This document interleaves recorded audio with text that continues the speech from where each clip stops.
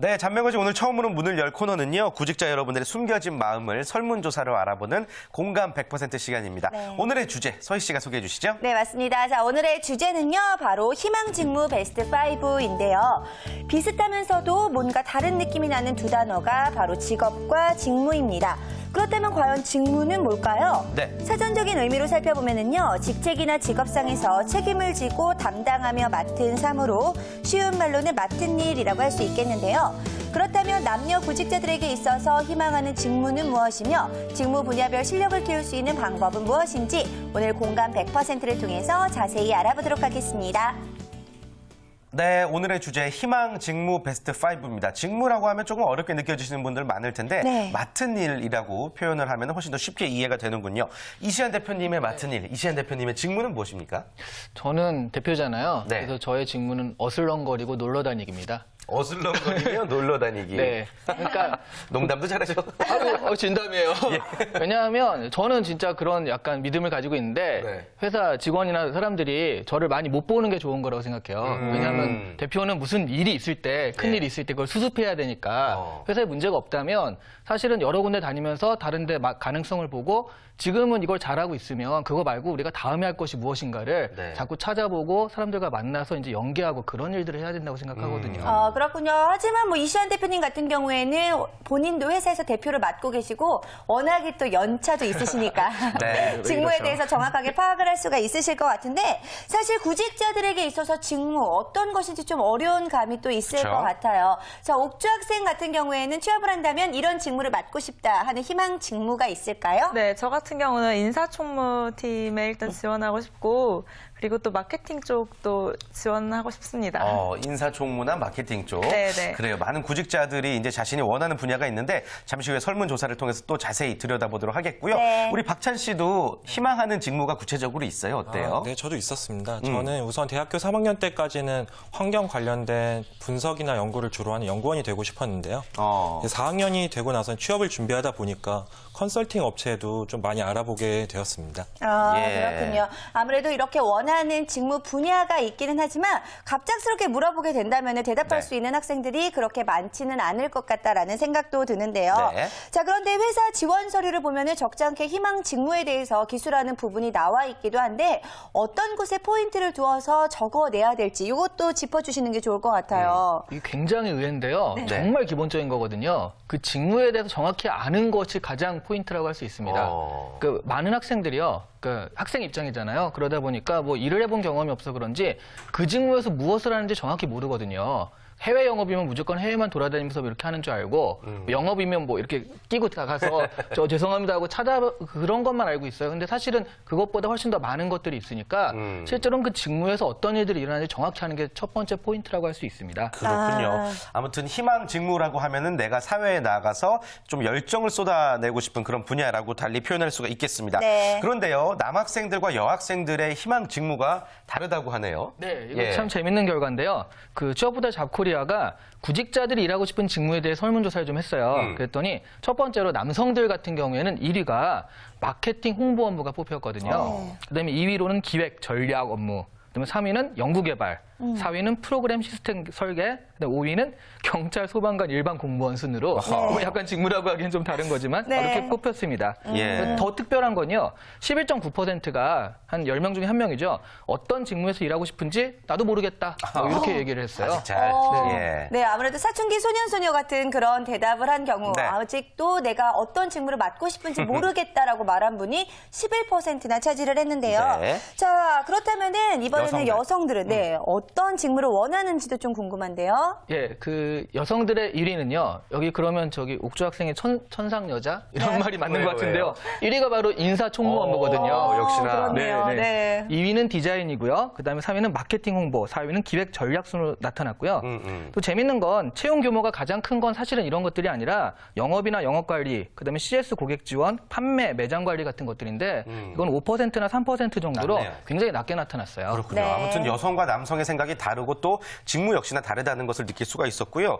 그 여성들의 경우 인사총무 분야에 관심이 많은 이유를 대표님은 뭐라고 생각하세요? 이게 아주 실제적인 이유를 들자면 인사총무는요, 그러니까 다른 것에 비해서 약간 스트레스가 좀 적은 스타일일 수 있어요. 실적에 대한 스트레스라고 할 수 있죠. 마케팅을 기획했으면 그 마케팅 결과가 나타나야 되고 영업을 하면 영업 그 그래프가 있잖아요. 근데 사실 인사총무에 대해서는 참 그걸 고가 평가하기 힘든 게 사실은 특별히 이 사람이 잘했다 못했다 하기가 상당히 어려운 부분이거든요. 그러다 보니까 약간의 안정성. 편해서. 그 편해서라기보다는 기업에서 압박 같은 것들이 좀 적을 수 있다라는 것들이 있고요. 그러다 보니까 비교적 다른 업무에 비해서 좀 안정적인 어떤 그런 느낌이 있다. 그런 것이겠죠. 그 옥주 학생은 왜 인사총무를 지원하고 싶은 거예요? 같은 이유예요? 네, 좀 약간 비슷한데 네. 그 일단 인사총무는 영업직이나 이런 거에 비해서 이제 선배들한테 들었을 때 이런 압박이 좀 적다고 하더라고요. 그리고 약간 좀 여자들이 하기에 그래도 좀 어느 정도 안정적이라고 그렇게 들어서 네, 좀 더 원하게 되었습니다. 우리 옥주 학생은 아무래도 천생 여자였네요.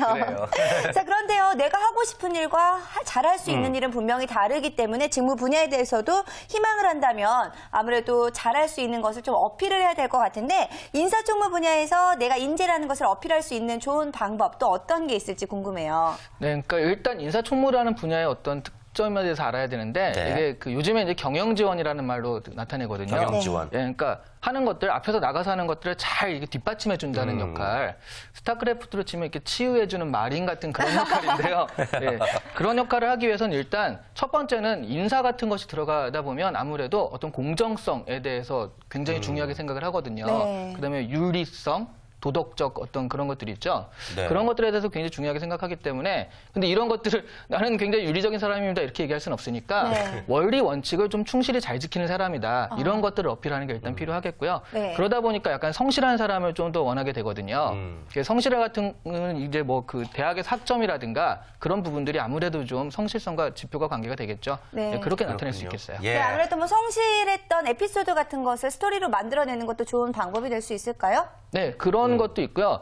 성실함 같은 경우에는 아무래도 기록이 남게 마련이잖아요. 저는 굉장히 성실하게 대학생활 했습니다. 근데 학점은 3.1. 막 이러면 성실하지 않잖아요. 그런 부분들은 조금 약간 그 기록적인 부분, 굉장히 성실하게 무엇을 해왔구나 그런 것들을 어필할 수 있는 게 사실 기록적인 부분도 좀 있어요. 그렇군요. 그리고 또 하나 이제 공통적으로 나온 분야가 바로 마케팅 홍보 분야였는데 남자들 경우에는 특히나 1위였고요. 이 마케팅 홍보를 왜 희망 직무로 삼는지 궁금해요. 이거 너무 좀 드라마에서 홍보팀의 무슨 뭐 이 팀장님 이런 멋있어요. 것 때문에 그런 거 아니에요? 실장님들의 직업은 거의 다 그 팀장님 하면 본부장인데 그 무슨 팀장이냐 들어보면 바로 이 기획팀장, 그러니까요. 전략기획팀장 이런 거거든요.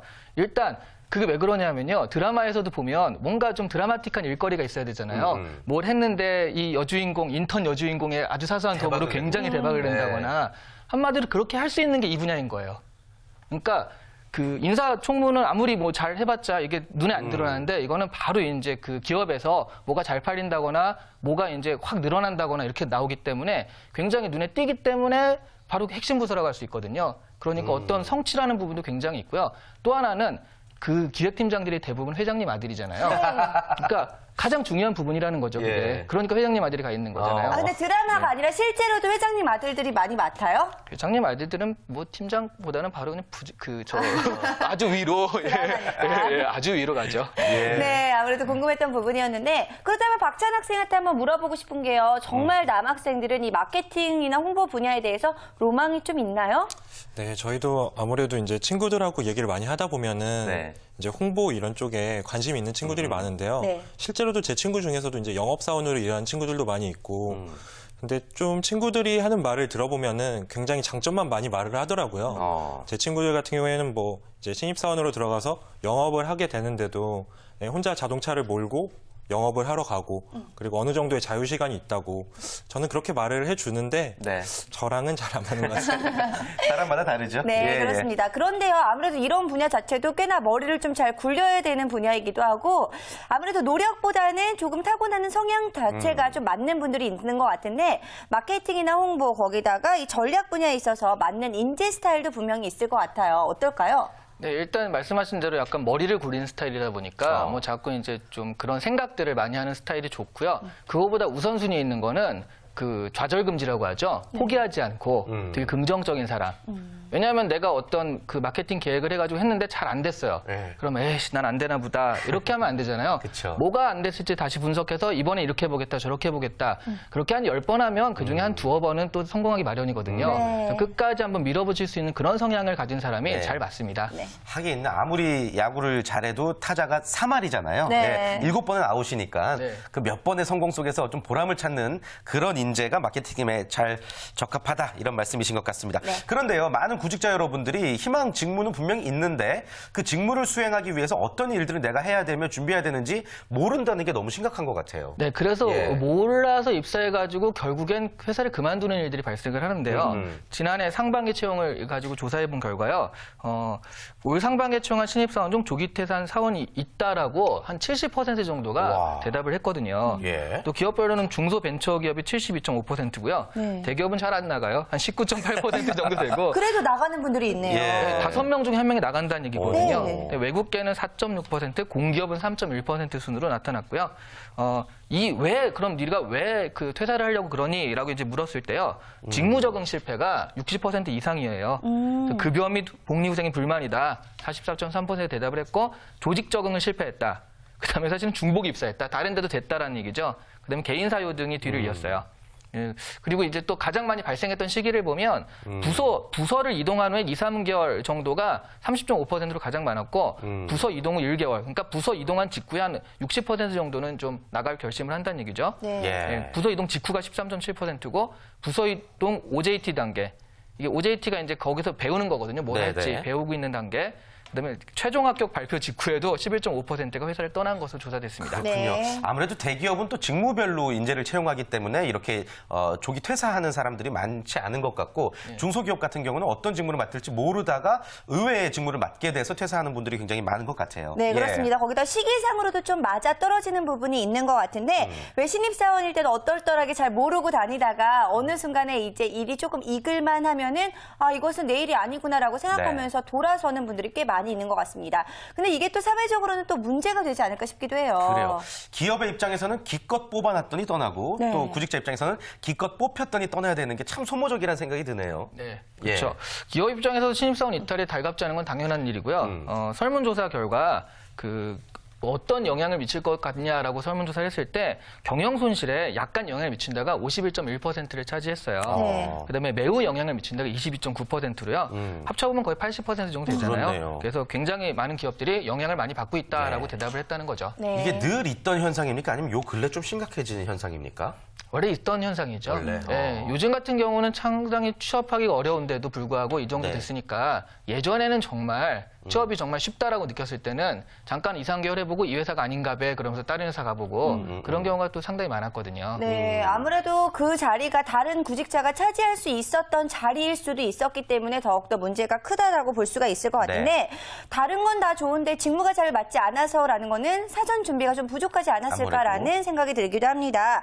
더불어서 기업 입장에서도 지금 손해가 크다라고 말씀을 해주셨는데 그렇기 때문에 뭔가 대책이 좀 필요하지 않을까 싶기도 예. 한데 기업에서 세우고 있는 대책들이 좀 있을까요? 네, 기업에서는 신입사원의 이탈에 대한 대책을 새로 채용을 진행해 빠져나간 인력만큼 채용한다라는 대답이 가장 많았어요. 네. 사실 어떻게 보면 당연한 건데 한 50%가 그랬고요. 그다음에 멘토링 제도나 사전 직무 교육을 실시해서 좀 나중에 빠져나가는 걸 방지한다가 23.7%고요.